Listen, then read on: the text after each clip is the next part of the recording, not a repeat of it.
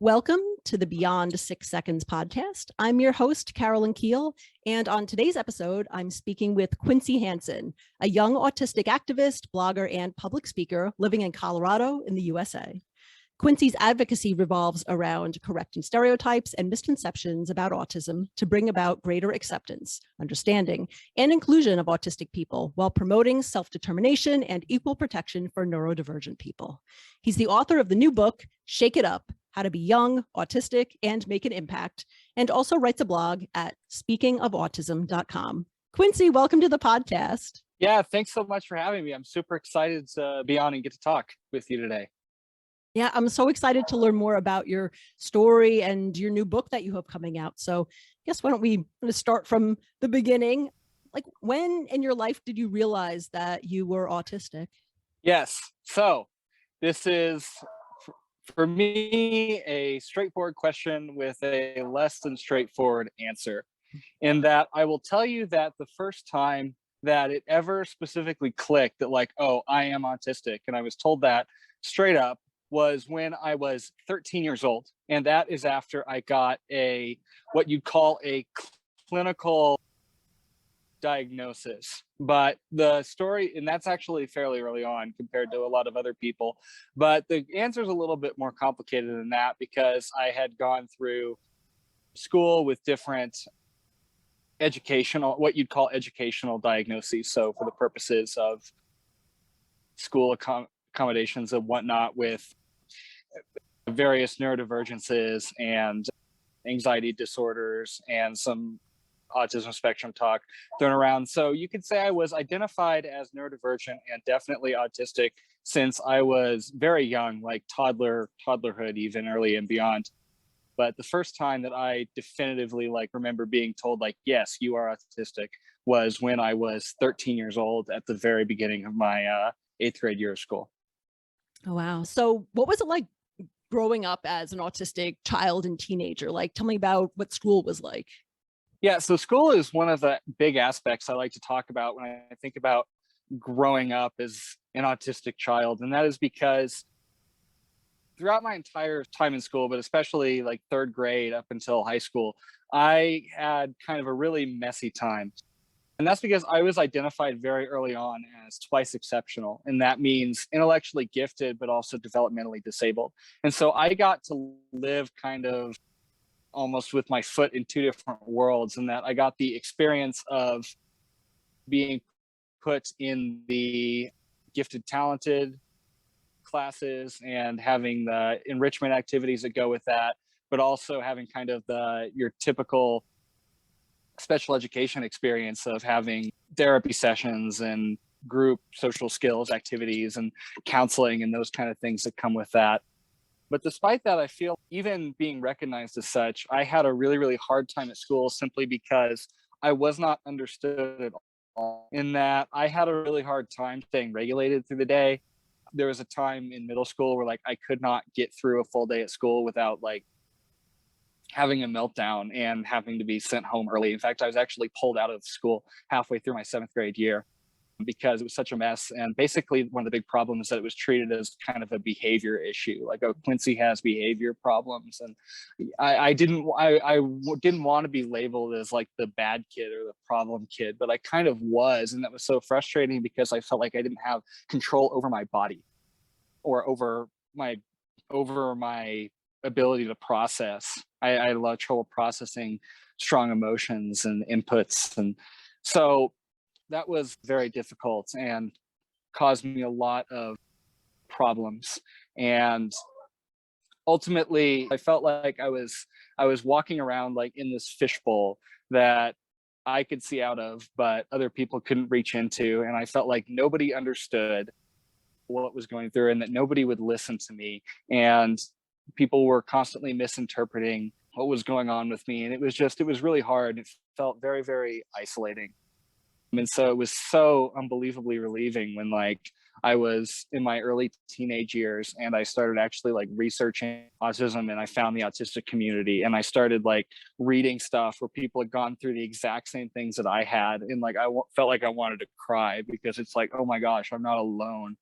And finally somebody else who understands. And so that was kind of my intro to the autistic community and kind of how that blossomed. Yeah, the fishbowl description that you gave really resonates with me as well. Like I wasn't diagnosed until like much, much later in life, but I even still feel that, like, you're there, you're close, but there's like this barrier that is just not something that can be crossed. And it's amazing how much we learn about autism from like talking to other autistic people as opposed to, I don't know, like reading it in books or studying it in school. Cause it's like the best way to learn is from other autistic people. Oh, for sure. So much of what I've learned about myself, people tell me that I'm so insightful, but honestly, I can't take credit for it all, because it's just the ability to read other people's experiences and to talk to other autistic people. It's kind of like this cloud groupthink, if you will, where you gather experiences together and it's like, oh, that makes sense and I can apply that to me. And you learn so much from other people. And then I hope that I can give some of that back with my blog and such. But yeah, it really is just a continuous learning experience from other people and being able to parse that together and create a picture of what's actually going on with your body and your mind. And so was this around the time that you decided to become an autism advocate, as you were like learning about autism from the actual autistic community? Yes. So I remember this was like my freshman into sophomore year of high school.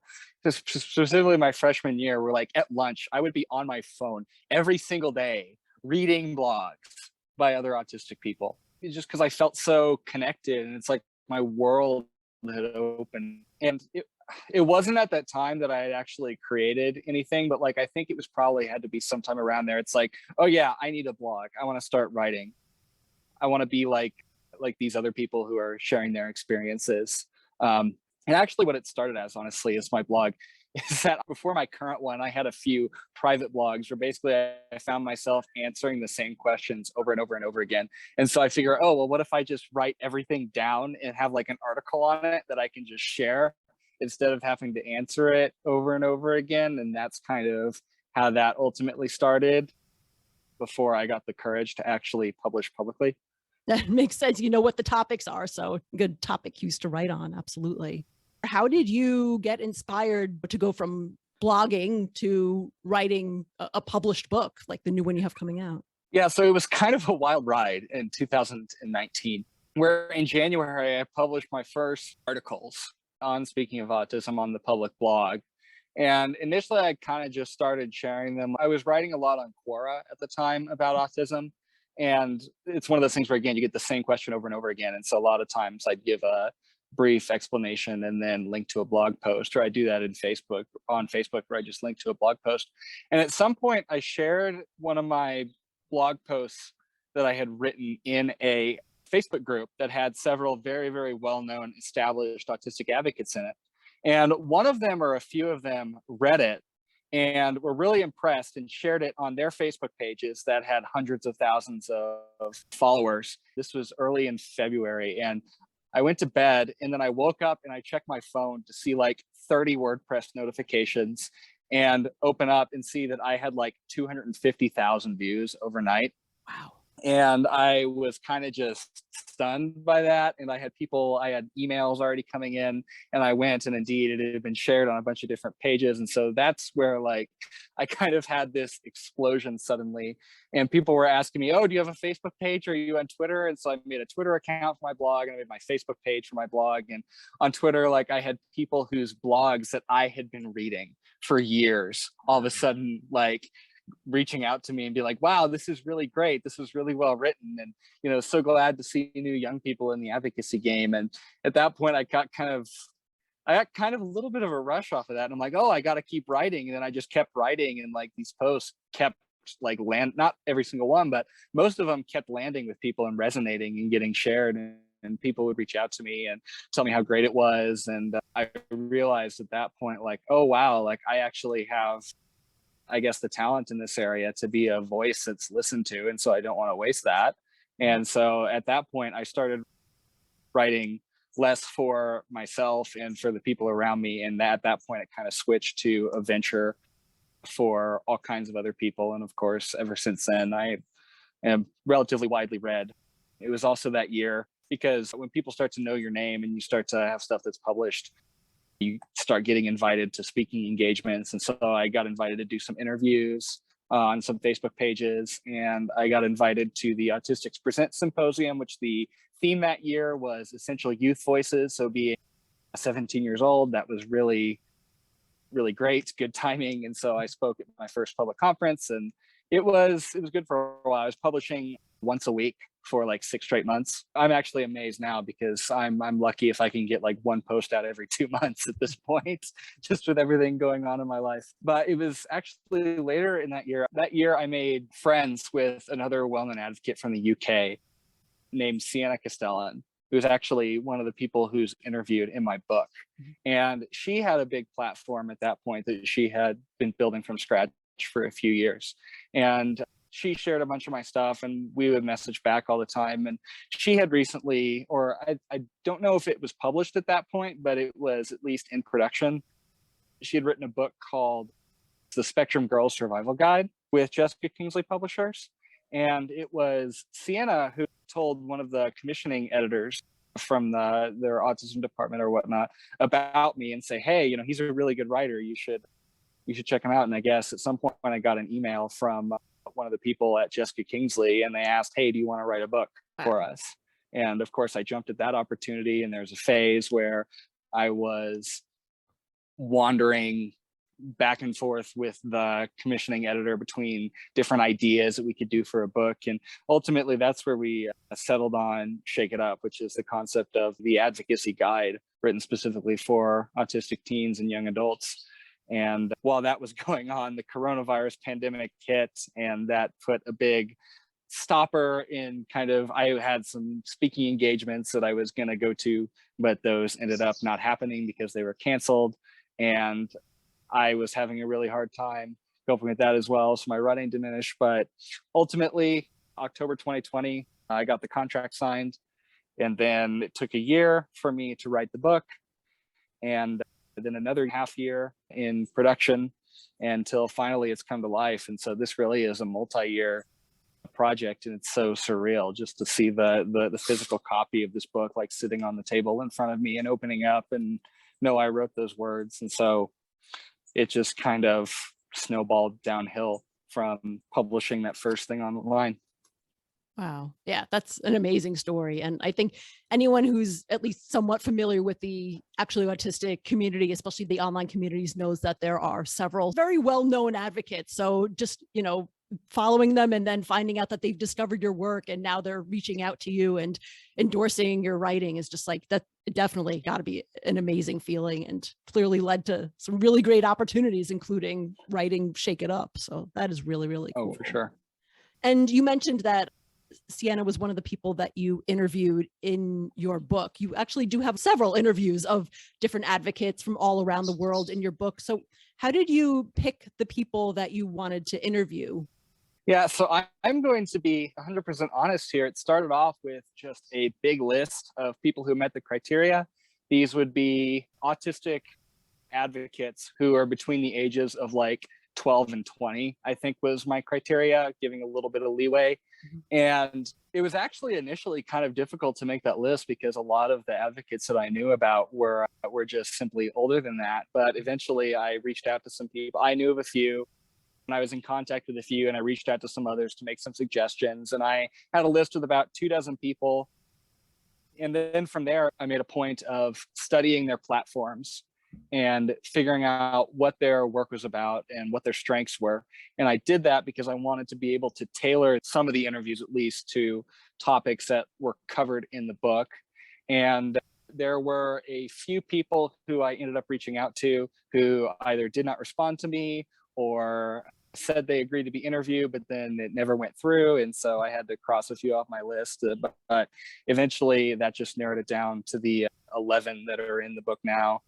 I think initially, actually, in the proposal, the outline for the book, I was going to have 12, 6 interviews after each chapter and then 6 case studies, but I couldn't get the full 12, which is all right because I actually went over my word count anyway. It was a long time of figuring out who I was connected with and who people knew and what their platforms were, and then just finding the ones that were willing to sit down with me or to work with me. And I'd like to point out as well that, like, if there are any young autistic advocates out there who you feel like you met the criteria, but I did not reach out to you, I want to say that it is absolutely not personal. I know I would feel disappointed if I was listening to this podcast and in your situation.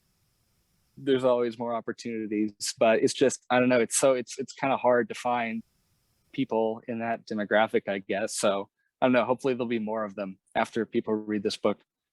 Yeah. I mean, the book has really a lot of, well, great advice that comes from you and your own experience. And you share a bit of your own story in there as well as the stories of the other advocates that you interviewed.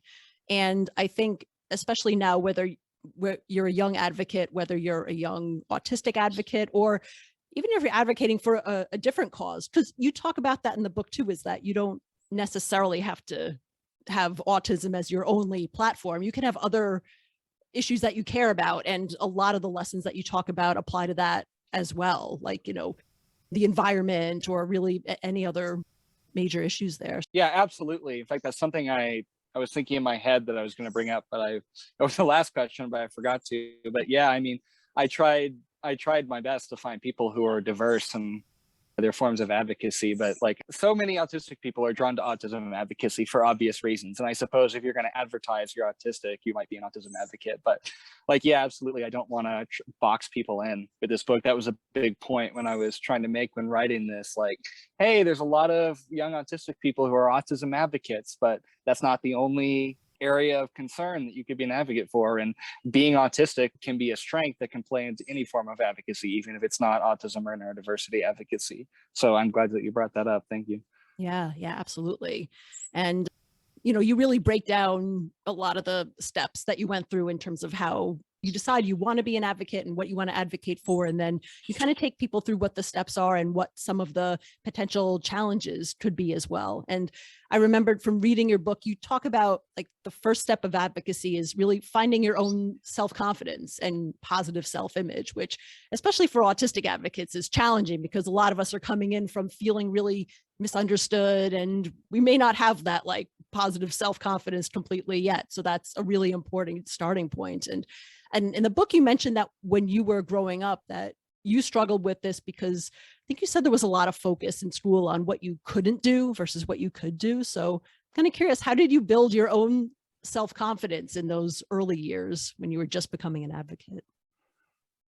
Oh, geez. Well, I feel really, really lucky because it's almost, I don't want to say coincidences, but there's a set of circumstances that I almost like to say kind of saved me from, I don't want to call it the public school pipeline necessarily, because I'm sure there's some good districts out there, but that's what it was for me. It was the public school special ed pipeline.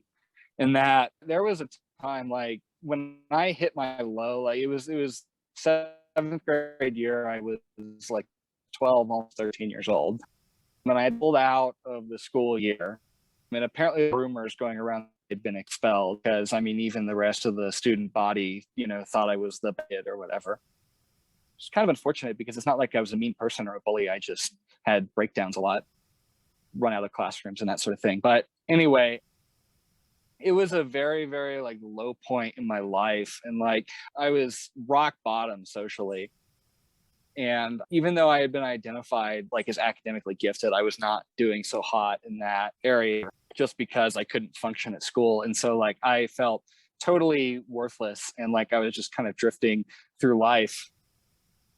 And there are a couple things that happened that actually really got my self-confidence back. And one of the big ones is that my parents took a huge risk and that they decided that I wasn't going to go back to middle school. What the school district wanted me to do is they wanted to send me to the alternative middle school, basically, where they provide like more one-on-one support and whatnot.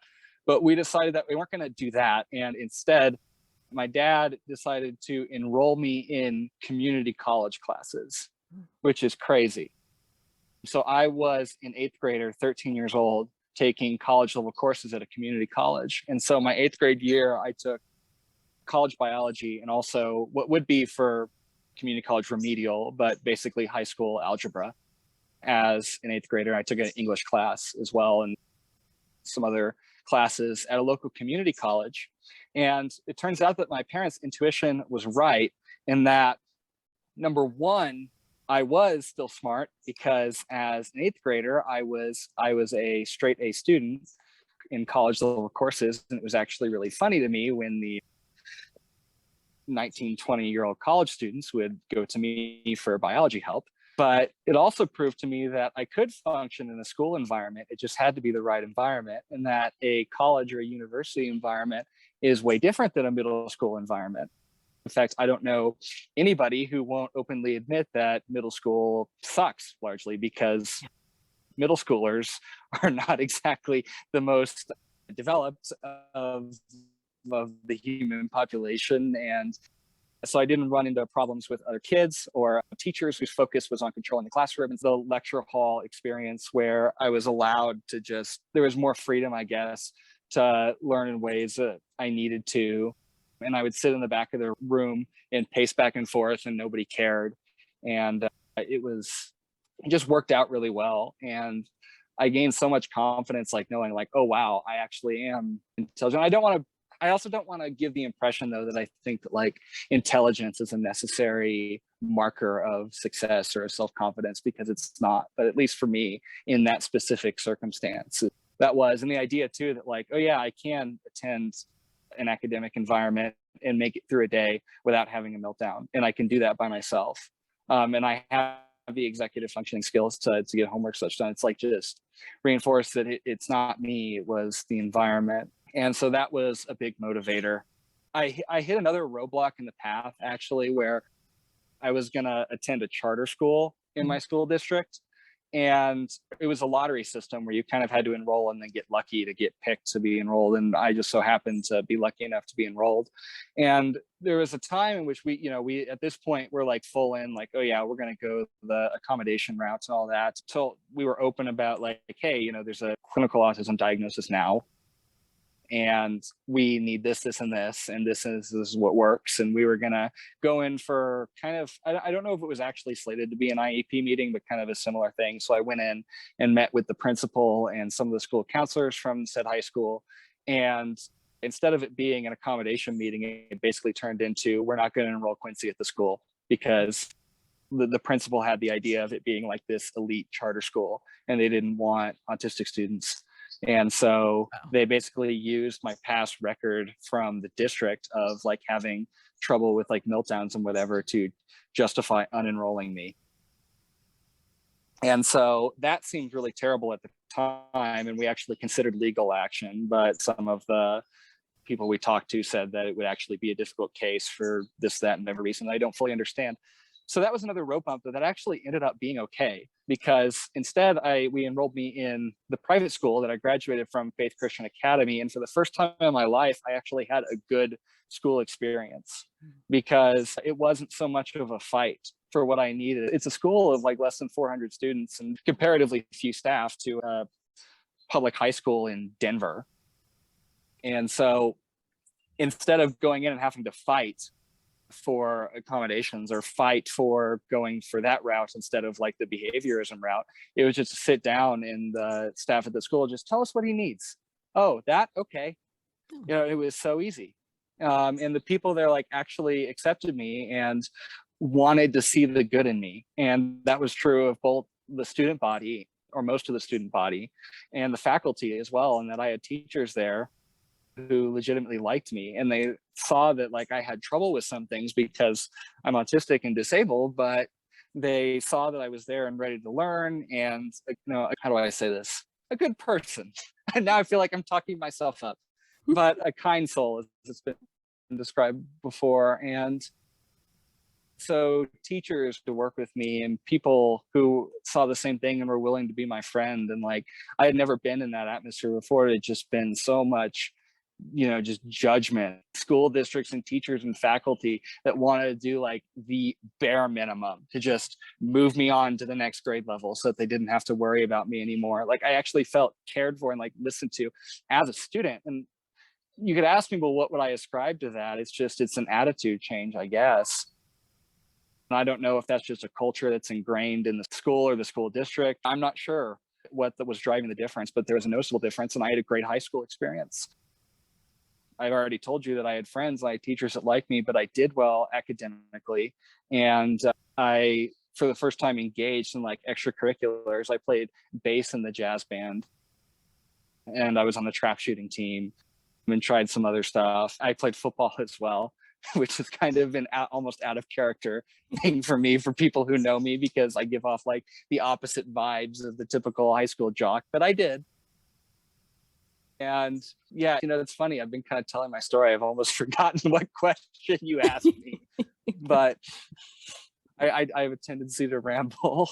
Well, it was about building your self-confidence. So that was the Yeah, story so of all the ways you did that. Okay, great. Then that's the answer. And it shows how important the environment is for, well, probably for all kids, but especially for autistic kids, and just, not just the physical environment, which obviously is important, but also the people around you and how willing they are to, put those accommodations in, which a lot of times aren't like huge things. People think they're big and difficult, but really sometimes they're pretty basic. And people who are kind and people who just assume positive intent and see you in a positive way, and such a difference that makes.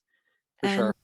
Yeah. And now another thing that you talk about in the book that I found very interesting is you talk a lot about advocacy and self-care. I'm sure and other people who have been advocates know that a lot of times you go out and you talk about things and you face criticism, things are disappointing. And I've even seen a lot of autistic advocates get really exhausted and disheartened from, constant advocacy and just, the whole process. And you talk about how important it is for that self-care so that you can continue to be an advocate without just burning yourself out. So I'm curious, how do you take care of yourself, and how do you know when to rest as a young advocate? Yeah, so this is one of those cases where I actually wish that I took my own advice a little bit more. There are a few of those, but ultimately it's just so easy to hold yourself to some standard. And I even still do that, and to compare yourself to others. So if other people are doing this, you have to do that too. And if other people have this kind of model, you have to do that too. And a big part of it is knowing yourself and not trying to tackle things for the benefit of other people. And that's kind of an interesting concept to dance around, because advocacy ultimately, not always, but very often, is a selfless act. And so what do you mean not doing it for other people? But the point is that it should be driven by your own conviction and your own excitement, rather than trying to do it for the benefit or the conviction of other people. And so I right now am in a big session of practicing self-care, in that I haven't published a post on my blog in a long time. I've also fallen behind on my email chain. And one example of self-care for that would be that it's so easy to get stuck in this, oh my gosh, I'm a failure because I haven't published anything. But it's just to remind yourself that you're doing this for you, or not. See, again, this is why I hate speaking, because concepts and such get hard. But not doing this for yourself, but you have to take care of yourself first. Mm-hmm. And so it's okay to take a step back, and you don't have to put yourself on some kind of schedule. So if you make videos, you don't have to have an upload schedule. It's not your job. There are professional advocates, but that's very, very rare. And that's not the sort of thing that I'm really touching on in the book, because when you post that video or write that blog or make that podcast or respond to that comment or do whatever you do, you're doing it not because you feel an obligation to meet some sort of quota, but rather because you're doing it because you actually want to have it help it make a difference, that you're driven through that sort of motivation rather than being motivated purely by scheduling and by standards and by trying to impress other people. And so I hope that makes sense, because I'm having a really hard time articulating that, but I hope I've done the neurodivergent thing and restated that as many different times as possible. So maybe one of those made sense. I followed it. Okay, good. Because sometimes I feel like I talk in circles. That's the whole thing with social media, is that there's such a pressure to oh, I have to have this consistent, I have to publish once a week or I'm not going to get any views. And then you put this pressure on yourself. And then it's why am I doing this? I'm just doing it for the algorithm or whatever. So yes, for the algorithm, exactly. yeah. Algorithms. I have to have engagement on my posts and Mhm. drive engagement so that I get in people's feeds. And it's funny because I talk a little bit about that in the book, but I hope people understand when they read that I'm talking about that as a tool, not as an obligation. Right. It's something to keep in mind if you're trying to reach more people and have a more effective platform ultimately, but you don't have any sort of personal moral obligation to break yourself for your cause. It's something that I've been working on, is just making sure that I enjoy life Yeah. a little bit more. I'd say that for everybody, in that it's true that it's so meaningful and so great, of even a personal benefit, to be able to say that you've made a difference in the world and left some sort of impact. And I want to encourage that for sure. But at the same time, we're only on the planet for a small amount of time. And so we should not be afraid to take advantage a little bit of it for you. And so I've made sure that I'm not going to compromise on doing the things that I enjoy and engaging in my hobbies at the expense of running a platform. I've made sure if I have other things that are pressing, it's okay to put the platform on a bit of a back burner, as actually I've been doing. I'm a full-time college student.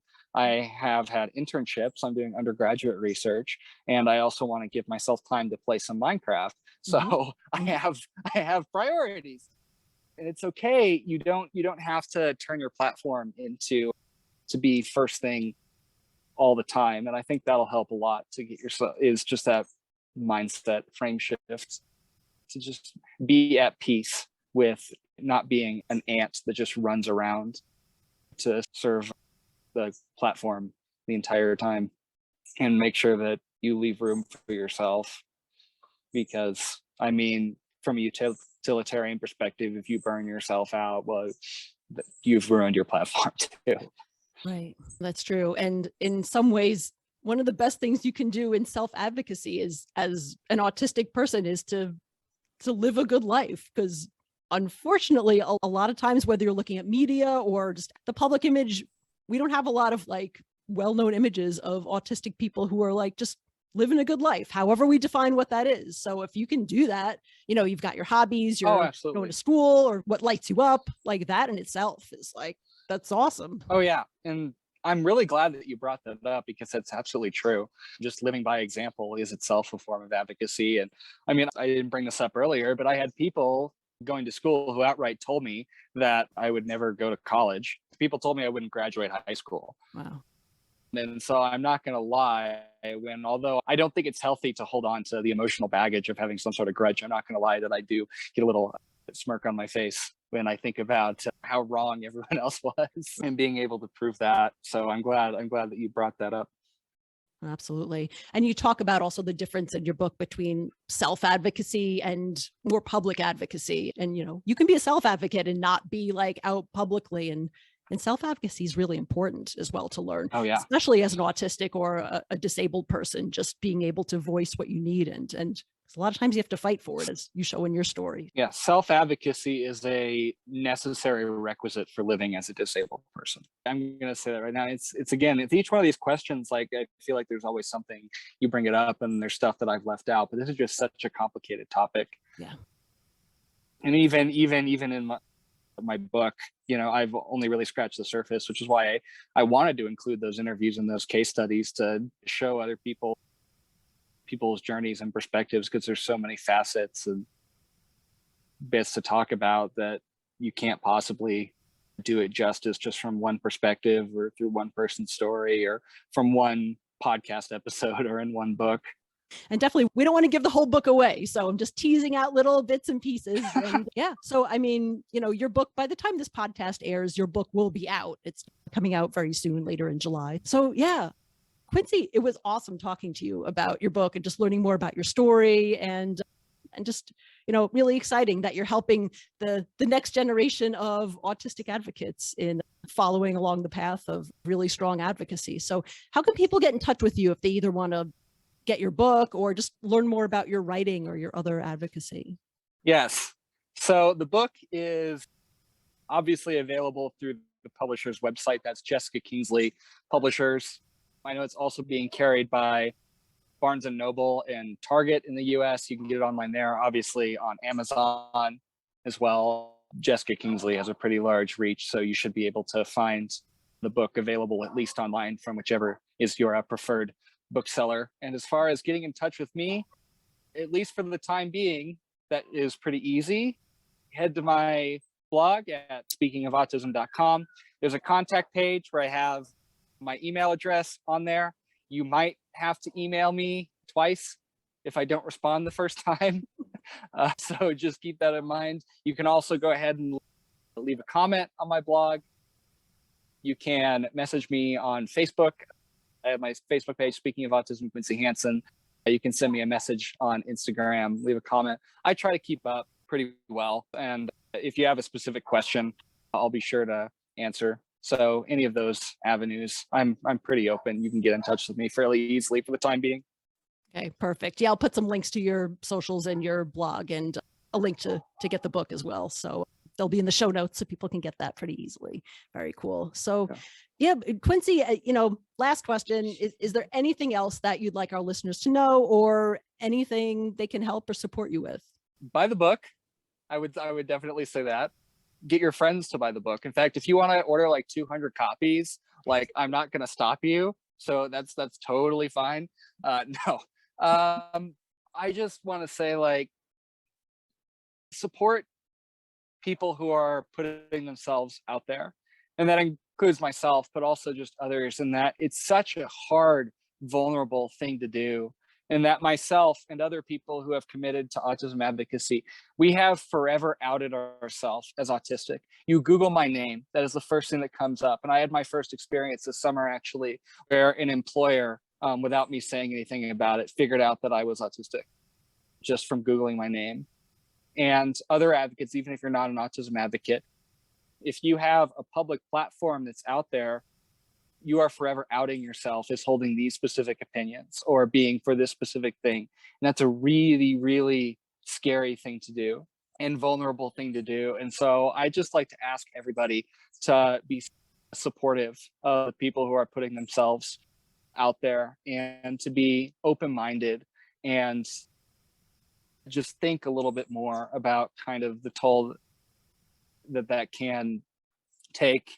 And don't be afraid to offer up some encouragement or to assist however you can. And I mean, the big thing is just listen to advocates. We put a lot of work into what we're saying. And, there's a phrase in the autistic community, nothing about us without us. And so listen to the people who have firsthand experience, obviously autistic people on the topic of autism, but also listen to people in your community who are directly impacted by certain things and hear what they have to say, and just take that into account, because those words don't come easily. And so it's not a light thing. As fun and exhilarating it is to run a platform and get a lot of feedback and feeling like you're changing the world, there's just so much negativity out there. And so even small acts of kindness can make huge differences. Yeah, absolutely. No matter how big or well-known your name is as an advocate, positive comments always make a huge difference. And just to let people know that, hey, you're enjoying their content, or, reading their blog, watching their videos, whatever it may be. So yeah, very important. Yeah. Quincy, thank you so much. It's been great talking to you today. Yeah, thank you so much. It's been a blast being on the podcast. I'm so happy to spread the word. I'm very excited about the book and about the project as a whole, and I hope it can help a lot of people. Yeah, I'm sure it will.